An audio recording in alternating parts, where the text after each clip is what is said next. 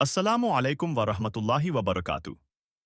Dear family, उम्मीद है आप सब खैरियत से होंगे और अल्लाह आपको सेहत व आफियत से रखे। कहानी सितारों के नीचे एक सवाल रात खामोश थी।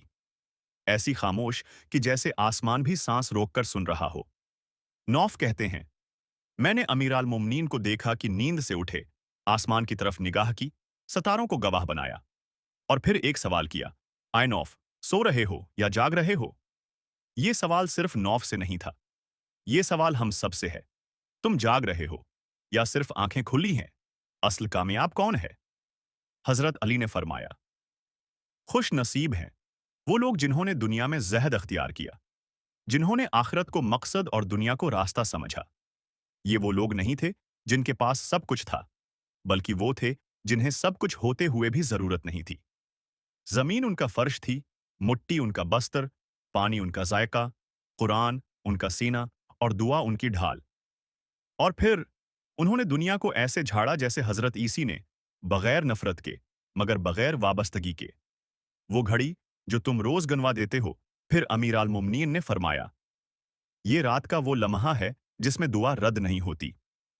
लेकिन यहां एक तल्ख हकीकत है जिसे लोग पढ़ते तो हैं मगर कबूल नहीं करते, सिवाय उस शख्स के जो जुल्म के निजाम का हिस्सा हो, जो लोगों की बुराइयां बीचे, जो ताकतूर के जुल्म को नौकरी समझ ले, जो लहो ओ लाब में दिल दफन कर चुका हो। ये बात सख्त है, हाँ है, मगर झूठ नहीं। अब सवाल तुमसे है, तुम किस फहरिस्त में खड़े हो? दुआ मांगने वालों में या दुआ के रास्ते बंद करने वालों में? तुम रात को जागते हो या सिर्फ मोबाइल स्क्रॉल करते हो?